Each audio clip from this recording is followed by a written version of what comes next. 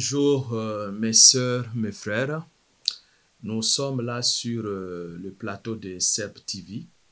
On va s'édifier sur l'un des thèmes bibliques et nous espérons que le Seigneur Jésus-Christ nous sera favorable. Et par rapport à l'intitulé de l'émission, le temps de l'édification, nous croyons que vraiment le Seigneur Jésus-Christ va nous édifier, car c'était ça sa coutume et c'est ce qu'aussi qu'il nous a recommandé, que nous soyons vraiment édifiés par les enseignements. Sans plus tarder, nous allons prendre une écriture. Nous sommes dans le livre de Jean chapitre 17. Dans ce livre de Jean chapitre 17, nous voyons ce qu'a dit le Seigneur Jésus-Christ. Le Seigneur Jésus-Christ nous dit ceci. Jean chapitre 17, nous le lisons au nom de Jésus-Christ. Vraiment, mes bien-aimés, vous allez nous supporter parce que nous allons lire beaucoup les Écritures. Comme la Bible les témoigne que le Seigneur n'a pas besoin de nos paroles pour que nous soyons édifiés, mais le Seigneur nous édifie par sa propre parole. Voilà pourquoi nous vous demandons vraiment d'avoir vos Bibles et de lire les Écritures saintes. Jean chapitre 17, l'Écriture nous dit ceci, je commence à partir du verset 1. Après avoir ainsi parlé, Jésus leva les yeux au ciel et dit, Père, l'heure est venue, glorifie ton Fils, afin que ton Fils te glorifie, selon que tu lui as donné pouvoir sur toute chair, afin qu'il accorde la vie éternelle à tous ceux que tu lui as donné. Verset 3. Or, la vie éternelle, c'est qu'ils te connaissent, toi, le seul vrai Dieu, et celui que tu as envoyé, Jésus-Christ. Nous voyons dans cette écriture, le Seigneur donne une explication ou une connaissance. Il dit ceci que la vie éternelle, c'est qu'ils te connaissent, toi le seul vrai Dieu, et celui que tu as envoyé, Jésus-Christ. Lui-même, le Seigneur Jésus-Christ, nous dit que pour avoir la vie éternelle, il faut connaître le seul vrai Dieu et celui que tu as envoyé, Jésus-Christ. D'emblée d'entrée, nous souhaitons parler sur la vie éternelle. Tu peux intituler ça aussi, d'après ce que tu entends, la connaissance, le salut, mais le thème principal que nous soutirons dans Jean chapitre 17, verset 3, nous voyons le thème comme la vie éternelle. Et le Seigneur dira que cette vie éternelle, ou la vie éternelle, qu'il te connaisse, toi le seul vrai Dieu, et que c'est lui tu as envoyé, Jésus-Christ. Mais bien aimé, il faut savoir une chose que, depuis les temps anciens, quand Dieu a placé l'homme dans le jardin, l'homme Adam qu'on a placé dans le jardin, l'homme est tombé dans le mal, l'homme est tombé dans le péché. Ce qu'a fait l'Éternel, le Seigneur, le Dieu créateur, il a chassé l'homme du jardin. Avant de chasser l'homme du jardin, le Seigneur a prononcé une parole. L'homme est devenu comme l'un de nous plutôt, empêchons-les d'avancer sa main, de toucher l'arbre de vie, afin de vivre éternellement. C'est Dieu lui-même qui a privé Adam de manger l'arbre de vie pour avoir une vie éternelle. Et de là maintenant, l'Éternel, par les soucis de l'homme, l'Éternel est venu pour chercher Adam, parce que nous connaissons l'histoire, Adam est devenu nu. Adam n'avait pas le vêtement, et l'Éternel est venu pour habiller Adam. Or, ceci étant, l'Éternel a chassé Adam. Il faut savoir que pendant que Adam avait la gloire du Seigneur, Adam marchait avec Dieu, Adam respectait les commandements du Seigneur, Adam n'avait pas mis au monde. Adam est venu mettre au monde après le péché. Voilà pourquoi nous tous, nous sommes sortis en Adam, nous sommes nés sous le péché. Comme le péché est entré dans le monde, le péché a régné depuis la chute de l'homme. Dieu maintenant a commencé à choisir un peuple ou à choisir des hommes pour parler de l'œuvre du salut, pour parler que c'est lui qui viendra donner la vie éternelle. Tu seras d'accord avec moi, ma sœur, mon frère, que Dieu est venu au temps de Noé. Il a fait grâce à Noé. Il a pris Noé pour que Noé fabrique l'arche, pour que le peuple qui va écouter le message de Noé fuit le déluge, car Dieu allait tuer le monde. Lui-même, il a dit, le cœur de l'homme tourne toujours vers le mal. Nous voyons encore l'Éternel faire encore un geste. Il prend encore Abraham. Il dit à Abraham, sors de ta patrie. Je te bénirai, tu seras une source de bénédiction. Tous ces mouvements que nous voyons dans les Écritures saintes, nous voyons dans la Bible, les livres des Hébreux au chapitre 1 nous donnent comme appui, comme argument. Nous comprenons que Dieu parle de plusieurs manières et de plusieurs fois. Cela veut dire que Dieu montre que bien que l'homme est dans le péché, bien que Adam a fait entrer le péché dans le monde, mais Dieu avait toujours le souci de ramener l'homme. Voilà pourquoi il venait chercher les hommes pour leur accorder sa grâce. Et de là maintenant nous comprenons que le salut ou manger l'arbre de vie, ce n'est que par la grâce du Seigneur. Car c'est l'Éternel qui a empêché et c'est l'Éternel qui cherche les hommes pour que les hommes parlent de lui. Nous voyons l'action avec Noé, nous voyons aussi Moïse. Mais Dieu vient instituer une loi. Dans Lévitique chapitre 25, l'Éternel dit que les terres ne se vendront pas à perpétuité. Si ton frère devient pauvre, il vend la moitié de ses biens, le plus proche parent viendra pour racheter cette terre. Là, nous comprenons que, bien que Adam est entré dans le péché, le Seigneur déclare que la terre c'est à lui. La terre c'est à lui et la terre ne se vendront pas à perpétuité. C'est-à-dire les terres ne se vendront pas à perpétuité. Là, l'Éternel a promis le rachat. Souvenez-vous, mes bien-aimés, que Adam était formé par la poussière. C'est pour dire que quand Dieu donne cette loi, dans Lévitique chapitre 25, Dieu parlait réellement de la terre qui est Adam, car nous tous, nous sommes sortis en Adam, nous sommes la poussière, nous sommes la terre. Bien que l'ennemi nous a ramenés dans la captivité, l'ennemi a mis le péché dans l'humanité entière, mais Dieu a promis que nous ne serons pas vendus à perpétuité. Et Dieu lui-même viendra pour nous racheter. Voilà pourquoi nous venons de lire cette écriture de Jean chapitre 17. Dans Jean chapitre 17, le Seigneur, celui dont les prophètes ont promis, celui dont les prophètes ont promis, la loi a parlé, les psaumes a parlé, et nous voyons cet homme de Jésus-Christ venir. Il nous dit ceci dans le livre de Jean chapitre 17.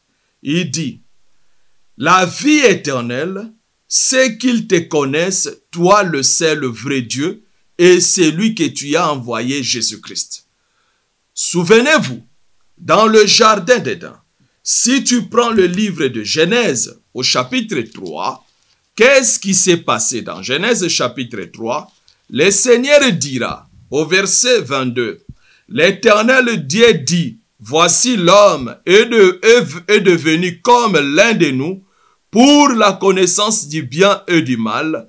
Empêchons-les maintenant d'avancer sa main, de prendre de l'arbre de vie, d'en manger et de vivre éternellement. L'homme ne pouvait pas vivre éternellement parce que l'empêchement où Dieu a mis une barrière afin que l'homme ne mange pas l'arbre de vie. Cela veut dire, si tu manges de l'arbre de vie, automatiquement, cette action de manger te donne la vie éternelle. Automatiquement, tu as la vie éternelle. Maintenant, Jésus, c'est lui qui est venu nous dire que, au verset 2, selon que tu lui as donné pouvoir, là c'est le Seigneur qui parle, sur toute chair. Donc le Seigneur a le pouvoir sur toute chair, afin qu'il accorde la vie éternelle à tout ce que tu lui as donné. Or, la vie éternelle, c'est qu'ils te connaissent, toi le seul vrai Dieu, et celui que tu as envoyé, Jésus-Christ. Mais bien aimé, beaucoup de gens prient aujourd'hui. Et leur façon de prier, ils cherchent à créer leur royaume à eux. Mais le Seigneur ici définit, pour que nous ayons la vie éternelle, il faut que nous connaissions Dieu et celui qu'on a envoyé, Jésus-Christ. N'oubliez pas, le livre de Genèse chapitre 3, on nous dit que l'homme est devenu comme l'un de nous. Empêchons-les d'avancer sa main, de toucher l'arbre. Donc, quand tu touches l'arbre de vie, tu vas vivre éternellement. Maintenant, Jésus vient interpréter. Pour maintenant avoir cette vie éternelle, il faut connaître Dieu et c'est lui qui a été envoyé, c'est Jésus-Christ. Le problème se limite là, car les gens le chantent, les gens prient, il faut prier, le monde passera, toutes ces choses passeront. Et certainement, il faut avoir une bonne espérance. Laisse-moi te dire la vérité, ma soeur, mon frère. Il y en a d'autres qui prient, mais ils ont une foi que le livre de 1 Corinthiens nous parle, c'est une foi vaine. La foi vaine, c'est quoi? C'est ce que Paul a défini dans le livre de 1 Corinthiens, chapitre 15. L'apôtre Paul dit ceci, que je lis au nom de Jésus-Christ. Je vous rappelle, frères, l'évangile que je vous ai annoncé, que vous avez reçu, dans lequel vous avez persévéré et par lequel vous êtes sauvés, si vous les retenez, tel que je vous l'ai annoncé. Autrement, vous aurez cru en vain. Laisse-moi te révéler que il y a des gens qui prient, mais ils ont la foi vaine. Pourquoi la foi vaine? Parce qu'ils ont rejeté les enseignements des apôtres. Nous sommes dans notre mission, le temps de l'édification. Car être édifié, c'est ce que le livre des Éphésiens, au chapitre 2, verset 20, nous dit que nous sommes édifiés sur les enseignements des apôtres et des prophètes, Jésus-Christ étant la pierre angulaire. Ma sœur, toi qui me suis, mon frère, toi qui me suis, tu as quelle sorte d'enseignement? Tu as quelle sorte d'évangile? Nous le croyons, il n'y a pas deux évangiles. Il n'y en a qu'un évangile qui donne la vie éternelle, qui donne le salut. Voilà pourquoi Paul a dit que si vous mettez en pratique et vous retenez les enseignements tels que je vous l'ai annoncé, vous avez la vie. Autrement, vous auriez cru en vain. La foi vaine, ce n'est que rejeter les enseignements des apôtres. Mais bien-aimé, laisse-moi te dire que moi qui vous parle, le pasteur Jean Bosco, et tous les pasteurs que tu connais, de prédicateurs que tu connaisses, personne n'a l'endroit pour mettre les âmes. Le salut est venu au nom de Jésus-Christ. Et le Seigneur a mis un sceau. Il a dit que la vie éternelle, c'est qu'ils te connaissent, toi, le seul vrai Dieu. Or, le seul vrai Dieu, Dieu c'est qui?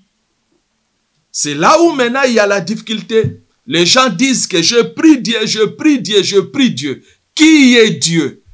Dieu, la définition, ce n'est pas la philosophie. Nous n'avons pas droit de fabriquer nos enseignements. Les enseignements doivent sortir dans les Écritures saintes. Laisse-moi t'apprendre aujourd'hui que le saint rouleau, la Bible, a traversé de siècles, la Bible a vaincu. La Bible est sortie victorieuse. Voilà pourquoi Dieu lui-même a certifié sa parole. Ce sont des paroles saintes. Dieu c'est qui? Dieu, tu vas tirer la définition. Non, dans un autre livre. Or, la Bible elle-même nous explique que Dieu, c'est la parole. Car l'Écriture dit, dans Jean chapitre 1, au commencement était la parole. La parole était avec Dieu. Or, quand on dit au commencement était la parole était avec Dieu. La parole, c'est Dieu. Quand Jésus maintenant nous parle dans Jean 17, la vie éternelle, c'est qui te connaissent, toi le seul vrai Dieu. Cela veut dire, ma sœur, pour que tu aies la vie éternelle, connais la parole. Avoir la connaissance de la parole. La vraie connaissance de la parole, c'est ce qui te donnera la vie éternelle. Car la parole, c'est Dieu. Il n'y a pas deux paroles. Il n'y a pas deux évangiles. Il n'y a qu'une parole. Voilà pourquoi si tu continues dans Jean 17, il dit ceci que « Père, sanctifie-les par ta vérité ». Il n'y a pas une autre vérité si ce n'est que la vérité du Seigneur. Oui, tu peux avoir ta vérité à toi. Tu peux dire que oui, moi je suis haïtien. C'est la vérité. On ne peut pas nier. Mais cette vérité-là ne sauve pas.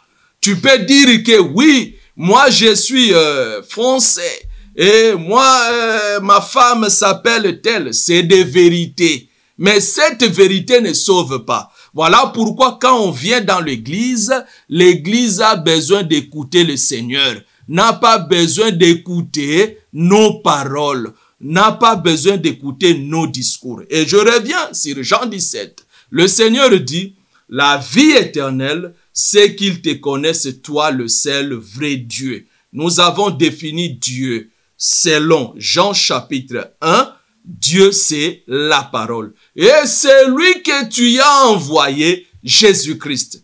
Ne soyez pas troublés, car nous ne sommes pas des trinitaires. Si le Seigneur a prié comme ça, c'est pour seulement expliquer ses attributs. Comprenez ceci, que le livre des Psaumes chapitre 12 nous dit ceci que Dieu s'irrite en tout temps.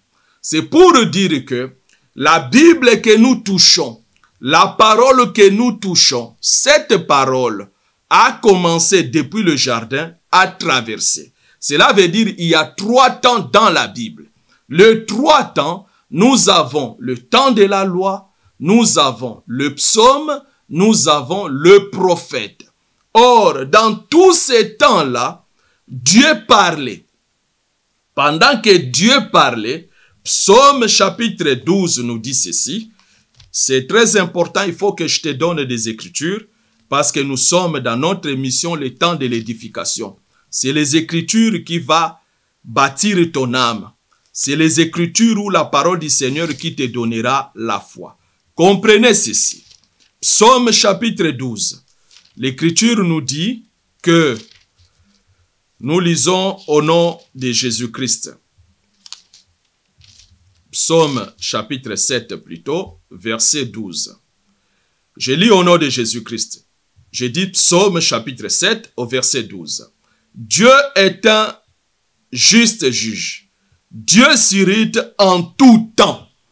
Donc là, le prophète David, dans sa complète, pendant qu'elle chantait, David nous fait voir que Dieu s'irrite en tout temps. Or, il y a eu un temps où Dieu s'irritait en tout temps. Personne ne pouvait calmer sa colère. Voilà pourquoi nous disons que il y a eu le temps de la loi, il y a eu le temps des prophètes, il y a eu le temps des psaumes.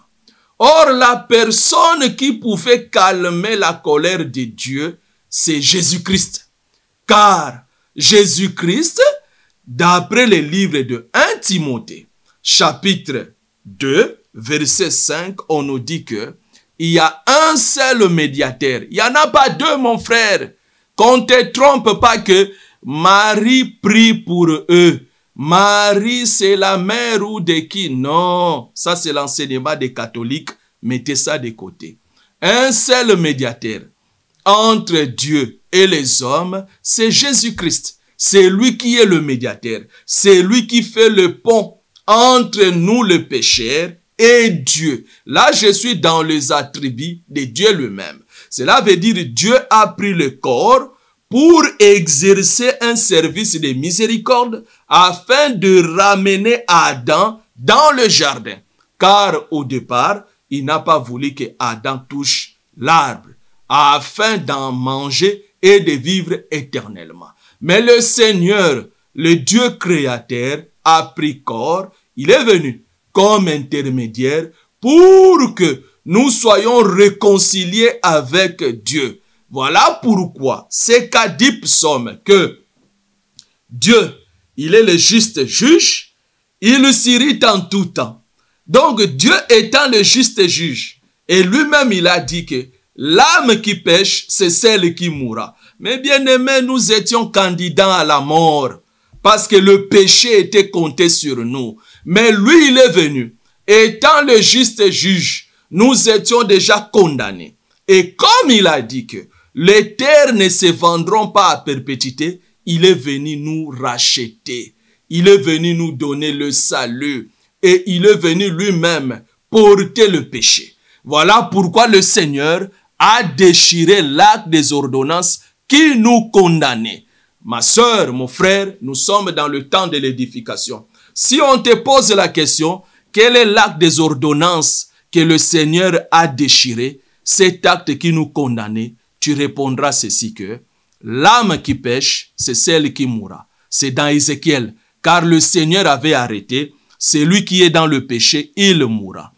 Or, il est venu pour déchirer cet acte, afin maintenant, celui qui croit à l'œuvre de la croix, qui croit en Jésus, il a la vie éternelle. Voilà pourquoi Jean 17 nous dit ceci, que la vie éternelle, c'est qui te connaissent, toi, le seul vrai Dieu. Il n'y a pas de Dieu. Le seul vrai Dieu, il est un, l'unique, le sauveur, l'éternel. Ce n'est que lui là. Et il a pris un corps pour exercer le service de la miséricorde afin d'être sauvé au travers de notre Seigneur Jésus-Christ. Voilà pourquoi nous disons que le salut est à aucun autre nom. La vie éternelle est venue par Jésus-Christ. La question qui va remonter dans ta tête, et les gens qui étaient morts avant, qui sont partis avant, parce que ces gens-là attendaient le salut. Laisse-moi te dire, que ça soit Moïse, que ça soit Abraham, que ça soit tous les grands qui ont vécu avant l'arrivée de notre Seigneur, personne n'était sauvé avant Jésus-Christ. Pourquoi personne n'était sauvé avant Jésus-Christ? Parce que c'est Jésus qui devrait ramener la vie éternelle. Oui, il enseignait ou il prêchait l'arrivée du Seigneur. Si tu prends Moïse, tu prends la loi, tu prends tout ce que les grands qui ont vécu annonçaient, ils n'annonçaient que la venue de Jésus. Voilà pourquoi tu vas comprendre ceci, que cela ne te dépasse pas. Israël était comme le matériel didactique. Tout ce que Israël faisait annonçait qu'il y aura un peuple qui sera le peuple de Dieu, et Israël aussi annonçait l'arrivée du Messie.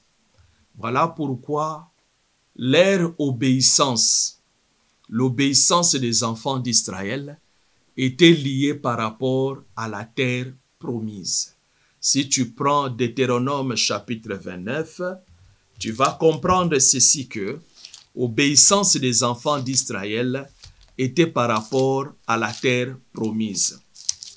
Que dit l'Écriture? L'Écriture nous dit ceci. Dans Deutéronome chapitre 29, je lis au nom de Jésus-Christ, le verset 20. L'Éternel ne voudra point lui pardonner, mais alors la colère et la jalousie de l'Éternel s'enflammeront contre cet homme. Toutes les malédictions écrites dans ces livres reposeront sur lui, et l'Éternel effacera son nom de dessous le cieux. Cette ordonnance ou cette recommandation, si le peuple pêche, l'annonce était faite que ton nom sera effacé de dessous des cieux. Ce n'est pas au-delà des cieux. Parce que si aujourd'hui nous avons la vie éternelle, tu as cru en Dieu, tu as accepté le Seigneur Jésus-Christ, ton nom est resté demeuré dans les livres de vie. Ce n'est pas le Seigneur viendra, il écrit aujourd'hui à mon frère Yann, mon frère ceci, et demain il efface. Non. Avant l'arrivée de notre Seigneur, les noms étaient effacés dans les livres. Les livres là, c'était quoi? C'était les territoires de Canaan. Voilà pourquoi le Seigneur venait chasser Israël dans son territoire. Cela veut dire il efface son nom. Et il faut savoir aussi que avant l'arrivée de notre Seigneur Jésus-Christ, l'enseignement sur la vie éternelle, cela n'était pas prêché. Tous ceux qui ont vécu, ils ont prêché seulement la terre promise. De demeurer dans le pays qui est la terre promise, qui est le territoire de Canaan, et le peuple obéissait. Leur obéissance était liée que le peuple ait là le sépulcre. Le peuple ait une place, on va l'enterrer. Ils obéissaient, ils craignaient Dieu pour demeurer dans la terre de Canaan. Mais c'est Jésus-Christ qui est venu avec l'enseignement sur la vie éternelle. Voilà pourquoi si tu prends Jean 8, quand le Seigneur parlait avec le pharisien, quand il a dit, celui qui croira en moi ne mourra pas. Ils ont dit, certainement tu as un démon. Abraham est mort. Tous ces grands sont morts. Mais toi, tu nous dis que celui qui croit à toi ne mourra pas. Cela veut dire, les Juifs n'avaient pas cet enseignement de la vie éternelle. C'est Jésus-Christ qui a ramené cet enseignement sur la vie éternelle. Tu vas le prendre dans Jean chapitre 8 et là, tu comprendras que c'est le Seigneur qui est venu dire que celui qui croit en lui ne mourra pas. Or, quand tu ne meurs pas, tu as la vie éternelle. C'est le Seigneur qui est venu avec cet enseignement. Et ils avaient le seul enseignement qu'ils avaient de demeurer dans la terre promise. Tu prends Jean chapitre 8 au verset 48. Supportez-moi, nous sommes dans le temps de l'édification. Il faut avoir des arguments, il faut avoir des versets. N'allez pas philosopher, mais parlez d'après les Écritures saintes afin de ne pas tomber dans une foi vaine. Jean chapitre 8, verset 48, je lis au nom de Jésus-Christ. Les Juifs lui répondirent, n'avons-nous pas raison de dire que tu es un Samaritain et que tu as un démon? Cela veut dire qu'il se pose la question parce qu'il y a un point d'interrogation. Il tâtonnait, il ne voyait pas clair. Verset 49, Jésus répliqua, je n'ai point de démon, mais j'honore mon Père et vous m'outragez. Le verset 50, Je ne cherche point ma gloire. Il n'en est un qui la cherche, qui juge. En vérité, je vous l'ai dit, si quelqu'un garde ma parole, il ne verra jamais la mort. Verset 52. Maintenant lui dirent les Juifs, nous connaissons que tu as un démon. Abraham est mort, le prophète aussi. Et tu dis, si quelqu'un garde ma parole, ne verra jamais la mort. Gloire à Jésus. C'est pour dire qu'ils n'avaient pas cet enseignement. Le salut t'est accordé, mon frère, ma sœur. C'est Jésus qui a ramené le salut ou la vie éternelle. Si quelqu'un croit à lui, cela veut dire tu gardes la parole, tu crois en Dieu. Cela veut dire le Dieu qui s'irritait tout le temps, les paroles que Dieu a prononcées depuis Genèse jusqu'à Malachie. Parce qu'on parlait de la temps de la loi, les prophètes et les psaumes. Et tu crois en Jésus-Christ qui est l'interprétation de la loi, des psaumes et des prophètes. En d'autres termes, l'accomplissement. Voilà pourquoi on lui a dit que si quelqu'un, lui il a dit, si quelqu'un garde ma parole, il ne verra jamais la mort. Verset 52. Maintenant lui dire les Juifs, parce qu'ils étaient dans des hésitations. Il dit maintenant, nous connaissons que tu as un démon. Abraham est mort, le prophète aussi. Et tu dis que si quelqu'un garde ma parole, il ne verra jamais la mort. Gloire au Seigneur, ça c'est la vérité. Si tu gardes cette parole, la vraie parole, enseignée par le Saint-Esprit, la révélation des Saintes Écritures, la vie éternelle était donnée. Or, garder la parole, c'est manger l'arbre de vie, ce qu'on avait interdit à Adam. Maintenant, le Seigneur est venu nous donner sa parole. Si tu gardes cette parole, la vie éternelle est pour toi. Quoique tu peux mourir dans la chair, mais ton âme vivra. Au son de la trompette, tu seras ressuscité et tu vas rentrer dans le royaume du Seigneur. C'est pour dire ce qu'a dit le Seigneur Jésus-Christ ou a prêché le pasteur Pierre plutôt par le Saint-Esprit. Quand le Seigneur a rendu l'âme, il est rentré dans les régions inférieures, il a prêché tout cela qui était parti avant nous. Cela veut dire il est parti parler même aux morts pour les délivrer, pour les sauver, pour les passer dans son royaume. Que le Seigneur vous bénisse. N'hésitez pas, si vous avez des questions à nous poser, nous sommes disposés à répondre à toutes les questions. Retenez que la vie éternelle n'était pas prêchée avant l'arrivée de notre Seigneur Jésus-Christ. C'est lui qui est venu nous donner la vie éternelle et nous donner la prédication sur la vie éternelle. Les prophètes autrefois, que ce soit Moïse, tous ces gens-là, ils ont prédit l'avenir du Messie qui nous donnera la vie éternelle. L'obéissance d'Israël était seulement de demeurer dans la terre de Canaan, était seulement d'avoir le sépulcre, était seulement que le peuple demeure dans la terre de Canaan pour ne pas être rejeté. Que vraiment le Seigneur vous bénisse.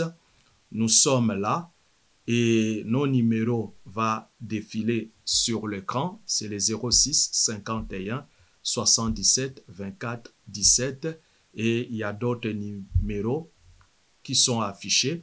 Nous sommes là pour répondre à toutes vos questions. Que le Seigneur vous bénisse. À la prochaine.